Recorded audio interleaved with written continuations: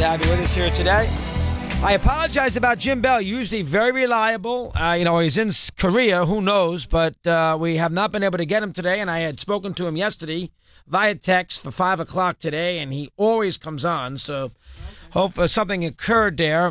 Maybe I'll put him up on Monday. We'll see how I feel, see how the week goes, and we'll discuss it down the road. All right, a lot of Eagles fans, a lot of Olympic stuff, some quarterbacks too. Mike in Wisconsin is with us here on our program. Mike, welcome. How are you today? What do you have for me? Hey, good, Mike. How you doing, Mad Dog? All right, Michael, thank you. Listener. Good to have you aboard. What's up now? Thank you. Well, I have my son, and he asked me a question earlier this morning before school, and I didn't have an answer. I told him I would call and ask you. So obviously, with Nick Foles and Kirk Cousins, them potentially doing well, and do you think that the potential trade of Nick Foles and Kirk Cousins will have an effect on this year's draft with these so-called quarterbacks? And if they do, with the Green Bay Packers sitting at 14, do you think that they would take a quarterback if one fell, like a Josh Allen? Well, number one, I don't think the Eagles are selling or trading Foles. I think it would upset the karma. I think you almost got to keep Foles there. Just, he's so much a part of the organization now with winning that first championship in 50-something years. I don't think you can trade him.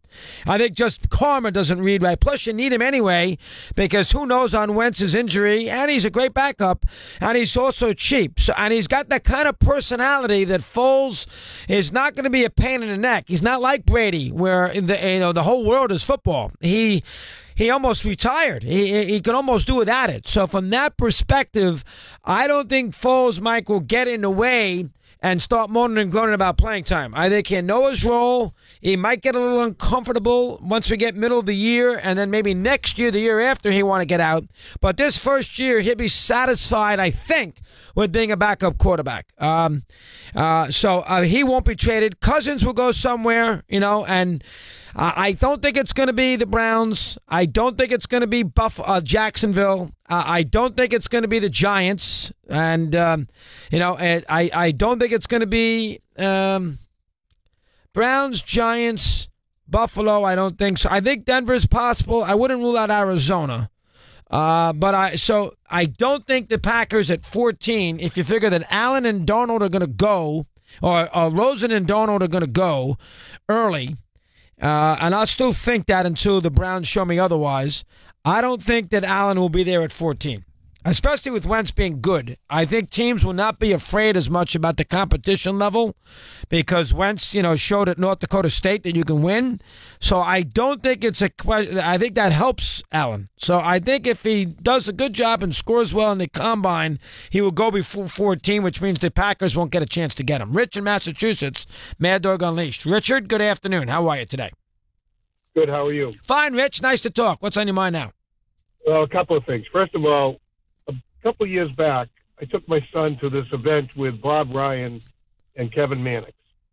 And as part of the event, they had a question and answer period. Right. And as we both know, when it comes to basketball, there's no one better than Bob Ryan. No, he's one of the all-time greats in the sport, covering it. No question about it. So the question that I asked him was, what event, or that other than basketball, what event were you asked to cover that not only surprised you the most, but that you enjoyed? He said the Olympics in Salt Lake City, right?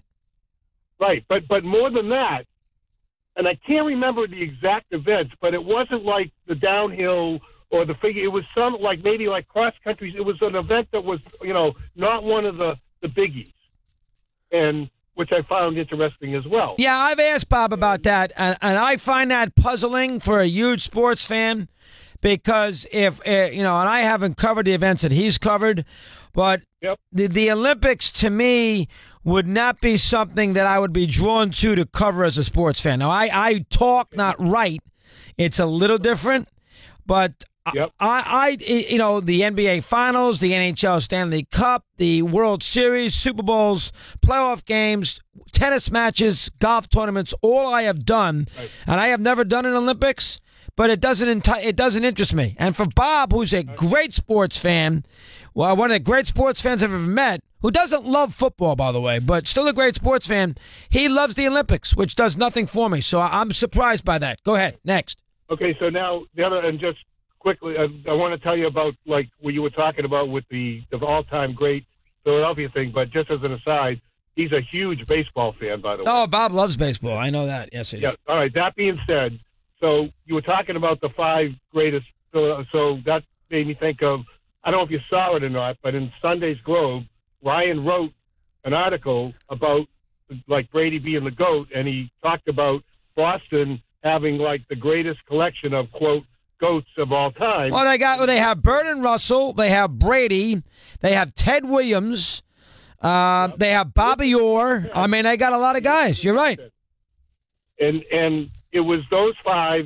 It was Russell was number 1, Brady was number 2, and he gave his reasons why. And of course, with Russell, it's always 21-0. Yeah, he loves that take home game. Oh, he loves that game. Number 3 was I think number 3 was Bobby Orr. Right.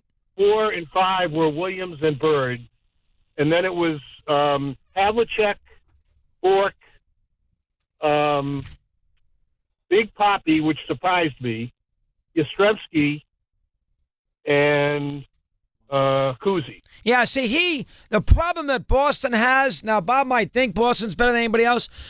We have more teams than, let's say, New York. The problem that Bob would have with ranking his sports and saying Boston's ahead of everybody else is the idea that they don't have that Williams is their best baseball player, but Williams never won a thing. So that hurts him to a degree. I mean, New York can give you DiMaggio, Garrick, and Ruth, Mantle. I mean, those 4, you can argue, are all better than Williams. So now New York can't give you Bobby Orr in the hockey. They've only won the 1 cup. They can't give you Bobby Orr. Messier is an Edmonton Oiler. So that makes it tricky. So the Bruins are top there. New York does not have Bird and Russell. I mean, they basically have Clyde and either Reed or Ewing. So that's a problem. Football, they don't have Brady. They got OT. They have Namath. They got more people to choose from. But, I mean, the problem that the problem that Boston has when you rank that, to me as a fan is, Big Poppy's great, and I don't have any problem putting him in a list, but he's very low compared to some of the other greats in other towns.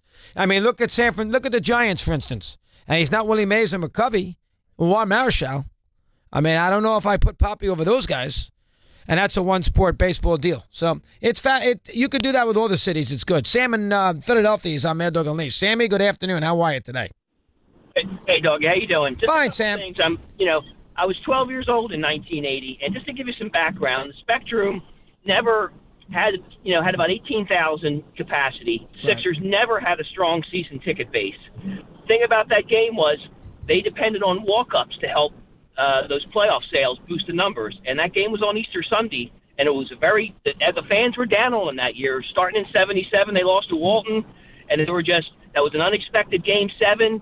Fell on Easter Sunday at about 2 or 3 o'clock in the afternoon, and we didn't do well there. All right, I'm going to ask you a question. I'm going to ask you a question because I know the answer. What did the Phillies draw that day across the street? I don't know. 30,000. But, So you can't tell me Easter Sunday when on Easter Sunday across the street in April, the Phillies had 30,000 people at the game. Check. What are the 2001 attendance numbers with the Iverson run? Yeah, it's a guy. Strong or not? No, they sold out all the games. You're right. Sold out. Okay, so we've been getting better. No one has ever disputed that it's an Eagles town. For why, I don't know. I'm an Eagles season ticket holder. I wouldn't, and Ray Dittinger will tell you it's an Eagles town, first and foremost. Well, I have Ray. We had Ray on last week. We asked him that many a time, and we all know. Why is it more an Eagle town than a Philly town? Is it because the Eagle players were more fan-friendly in the 60s than the Philly players were? No, I don't buy that. I mean, the Phillies have had long stretches, and we're just fanatical about the Eagles. It's a blue-collar thing. I can't give you a reason. We're always been more of a football town than a baseball town. I can't figure it out either. I'm a baseball fan. I have season tickets to almost all of them. The weird thing about in Philadelphia, though, is the Flyers have their 18,000 fanatics, like you said, but you don't. It's very rare to get a Sixers and a Flyers fan, the same person be both. Yeah, I agree. It's a very divided town on that. Yeah, I'm with you. I can't tell you why on that either. Yeah, excellent call. Now, see, the difference is in other cities, The baseball and football are about equal. Tigers, Tigers and Indians, Tigers and Lions, Giants and Yankees, Red Sox. I mean, it goes up and down. It's not always equal, but Red Sox and Patriots, Cubs and Bears, and a lot of these other towns, big cities, the baseball and football that have had them both for a long time are equal. It's not that way in Philadelphia. You can't say that, dog, because if a team's winning and the other one's not winning, the Mets don't draw flies when they're not winning. And I didn't put the Mets in that mix. I said Giants and Yankees. Look at the Braves. Anybody. I mean, Atlanta's a lousy sports town. I gave you the big cities that Philadelphia should be compared to. Detroit, Chicago, New York, Boston, even Cleveland. There's equalness between baseball and football that have had both sports for a long time. That's not the case in Philly. That's odd. That's not odd because starting with the new Citizens Bank, it's been completely flipped. You just now hold on now, Sammy. You just spent 10 minutes telling me that this is an Eagle town because it's more blue collar. I didn't say they were equal. Still, we're an anomaly then, but it doesn't mean they're not. Baseball's not a strong second, and if they're winning, it almost comes up to the Eagles. I'm not sure about that. Good call. More to do here on Mad Dog Unleashed. Don't go away.